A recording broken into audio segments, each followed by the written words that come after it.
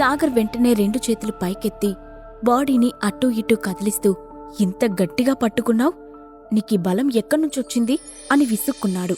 ఆ మాటలకు అఖిల ముఖం చిరాగ్గా పెట్టి, నువ్వు నాతో మాట్లాడడం లేదని దిగుల్తో నేను 2 రోజుల్నుంచి సరిగ్గా భోజనం చెయ్యట్లేదు. నా చేతిలో ఇంకా పూర్తిగా బలం లేదు అని చెప్పింది. బలం లేకపోతే ఇలా పట్టుకున్నావంటే బలంగా ఉంటే నా ఎముకలు విరిగిపోయేవి కదా అని అన్నాడు సాగర్.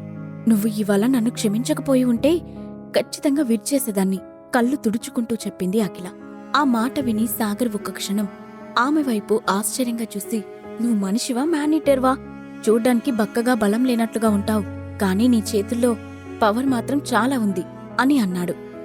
నువ్వింకా నా పూర్తి బలం చూడలేదు బెదిరిస్తున్నట్లుగా అంది అఖిల. వద్దమ్మా, ఇప్పుడు దాన్ని చూసే ఓపిక లేదు, పద ముందిక్కడ్నుంచి వెళ్దాం అని ఆమెకు దండం పెడుతూ అన్నాడు సాగర్. అతను ఎక్స్ప్రెషన్ చూసి అఖిల పెద్దగా నవ్వేసి అతని వెనుకే వెళ్లి కారెక్కింది. క్రింద ఇచ్చిన లింక్ ని క్లిక్ చేసి పాకెట్ ఎఫ్ఎం యాప్ ని ఇన్స్టాల్ చేసుకోండి. Stay tuned to Pocket FM.